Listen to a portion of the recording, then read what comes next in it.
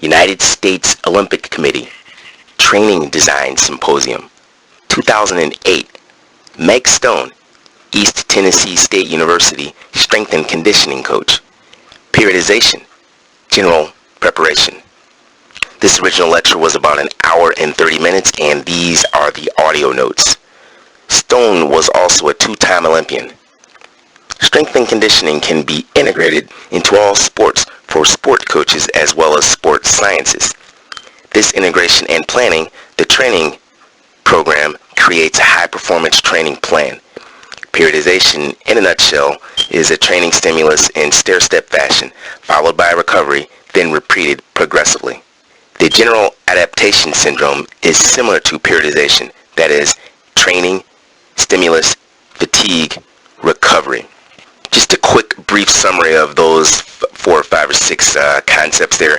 Periodization is the cornerstone of strength and conditioning that can be applied to all sports and all sports sciences. Understanding the basics of periodization will lead to high performance training for your athletes and teams. Fatigue and fitness. Fatigue and fitness curves. As fatigue drops off, fitness improves. Implying and suggesting the recovery phase is important. Strength and conditioning. Strength applies to power. Power applies to rate of force development, and force, these factors are related directly to sports and performance. Strength and conditioning should be integrated into training designs. Strength training can enhance the level of technique. Strength and strength work allows a stronger movement that applies more power and force per any technique. Developing maximal strength assists and helps in endurance sports too. That is, endurance athletes' economy of movement gets better when maximal strength is attained, and no energy strength is wasted on holding any specific position. Strength and conditioning as well as training must be implemented by an expert, or wrong muscles may be developed, time may be wasted, and injuries may occur. Just a quick brief summary of some of those statements as well. To me, the gist of that last segment suggests that you can actually get stronger by strength and conditioning, which is actually going to help your sport because it's going to reduce injuries, make you better able and equipped to move forcefully through your movements if that is indicated or needed. In other words, this needs to go along with your sport-specific training. A stronger athlete that has better technique and can apply that better technique more forcefully, and if it's indicated that you need more force, makes a better athlete, and all this is going to come from strength and conditioning. I always like to say get stronger in the movements, train the movements, but if the whole body is stronger, every movement that you make will be actually stronger, and more force can actually be applied. Stable technique. At some point, technique becomes stable, and strength and conditioning will actually improve this stable technique due to more force being applied for the technique. Periodization is a thoughtful, logical plan and is used to be evaluated each year, which also includes testing and monitoring. All ETSU, those sport teams have 16 weeks prior to season starting, which helps in developing athletes.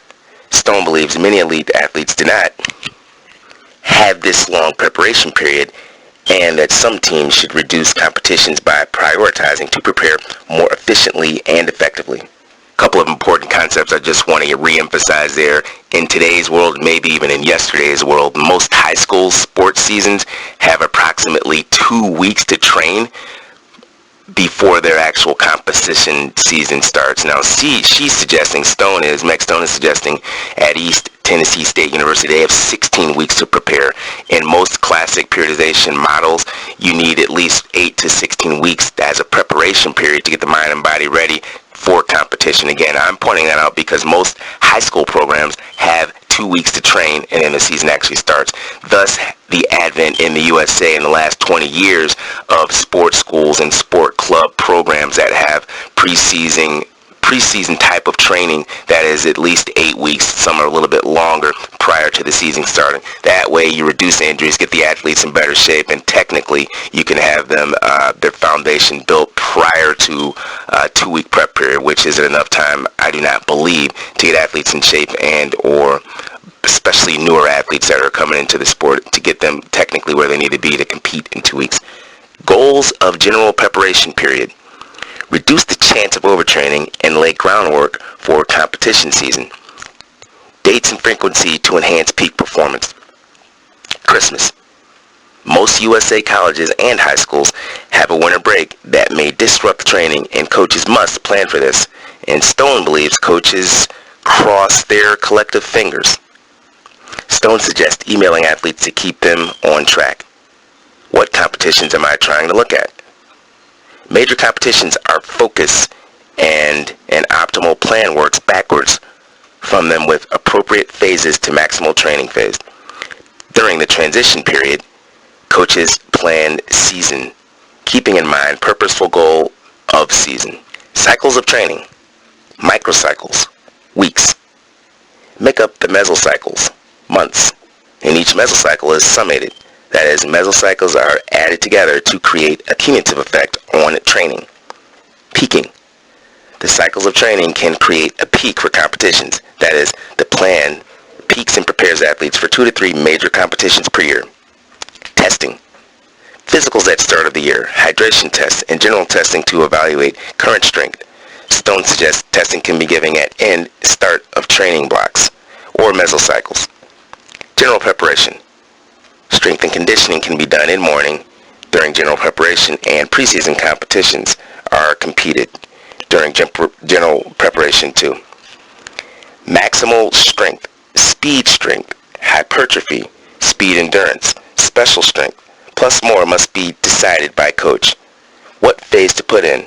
That is, general preparation, pre-comp, competition, transition phases. Terms. General prep or less specific training. Quality versus quantity is purpose of training. Overload, specificity, variation. Overload. From a muscular perspective, motor units are recruited for specific movement. There's a specific process in the muscles and outside the muscles. So, coaches have to choose specific movements in the weight room and on the field to activate appropriate motor units. Example, sprinting and snatch and power cleans. Both are high output exercises specific to developing power. For many sports, overload is stimulating mind or muscles with specific exercises to adapt to response and performance goals. To adapt, athletes must be forced beyond normal capacity through frequency, intensity, and duration of exercise. Variation. Warm-ups, practice plan, changing exercises, microcycles, mesocycles to increase variety and decrease monotonous training, which increases the time for adaptation to exercises. Challenge is not to change things up too much. Phases of training. 1 block per phase of training builds on the next block per phase. Volume, or the amount of training, must be varied and balanced with other training, that is, strength and conditioning with specifics of sport. If both are high volume, athletes can be overtrained. Strength and conditioning. High volume phase of training is to increase sport-specific fitness and have an effect on lean body mass and high-intensity exercise endurance.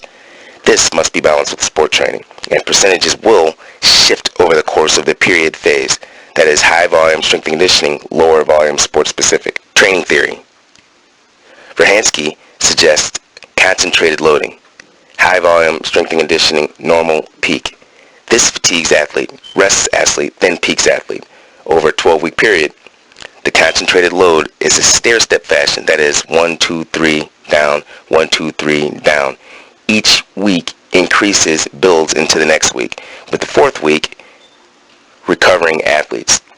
3 to 6 weeks is suggested time period for maximal adaptations. Volume of sport technique is low and the volume of strength and conditioning is high. Integrity or intensity is low. Example of strength and conditioning exercises.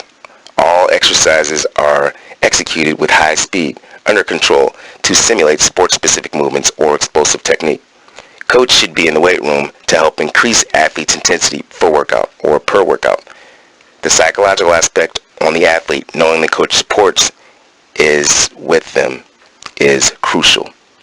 Strength conditioning can be 4 days a week. Speed development on day 1 when athletes are fresh, twice per week. Extensive interval type of work, interval training day 2.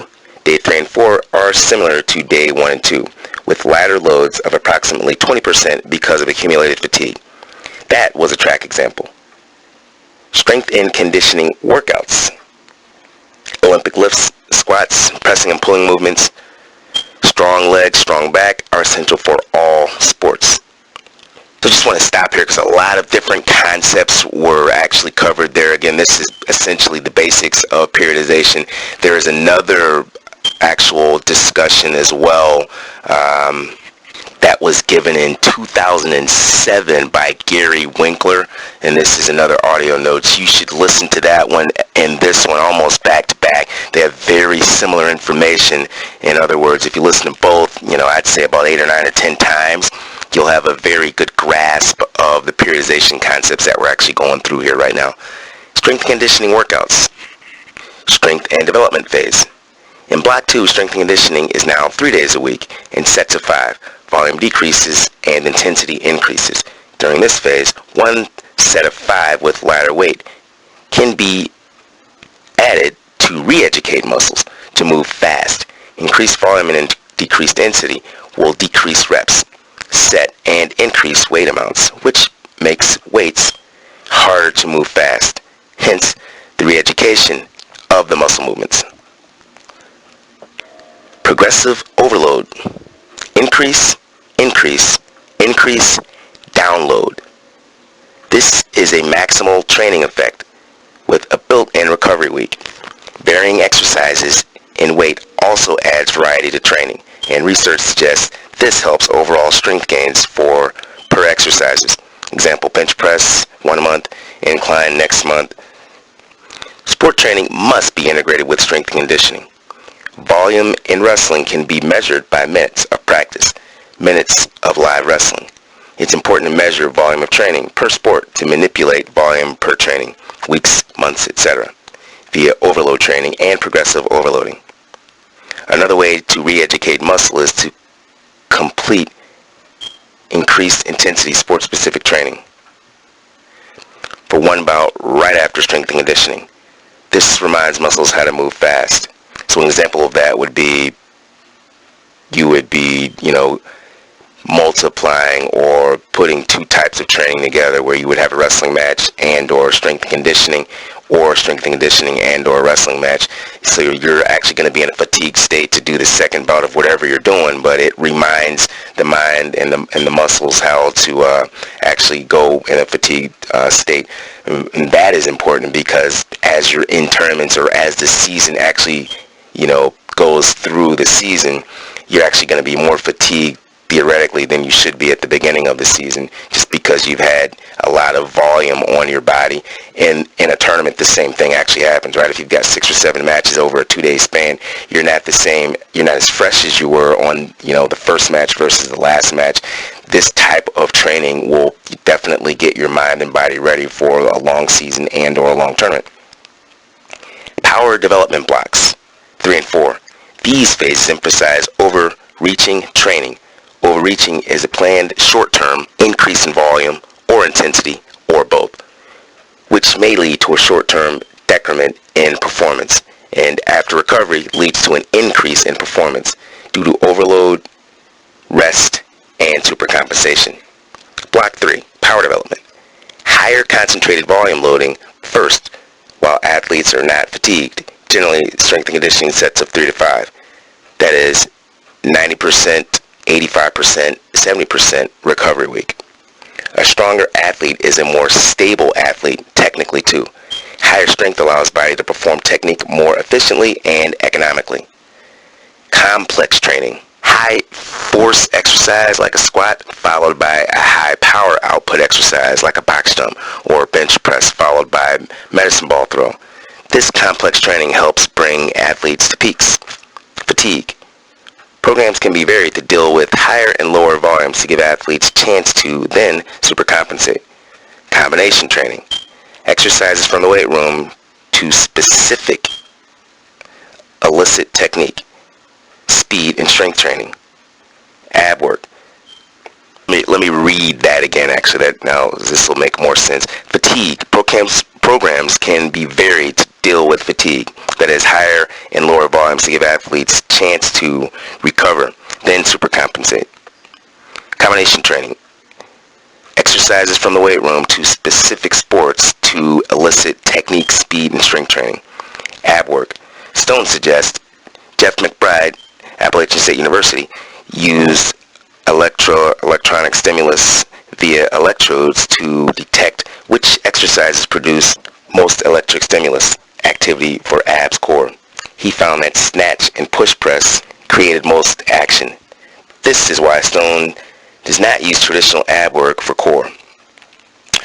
I'm going to just give a little brief summary on that. So that's kind of technical. A lot of this is actually technical, and I suggest listen to it 3 or 4 or 5 or 6 or 7 or 8 or 9 or 10 times to get the general gist of it, and then double that with the Gary Winkler from 2007 audio notes. But the gist of that is, instead of doing ab work, and this research sort of suggests that the muscles to support, snatch and clean, or squats for that matter, actually use the stomach muscles or the abs more so than actual ab work. So it may be more efficient and effective to do Olympic type of lifting per that research than just to do ab work, because we're also always having a time issue. Sometimes it's hard to get everything in, but if you can get 2 or 3 things done with once, like an Olympic lifts actually work more of your body structure than an isolated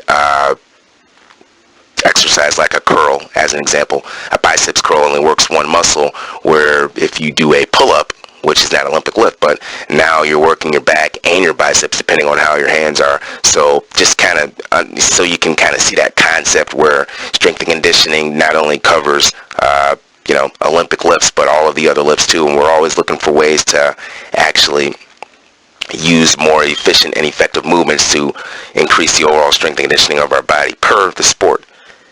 Final words. Integration of strength and conditioning and sport is the key for high performance training. Periodization is a non-linear and more like an undulating, wavy pattern.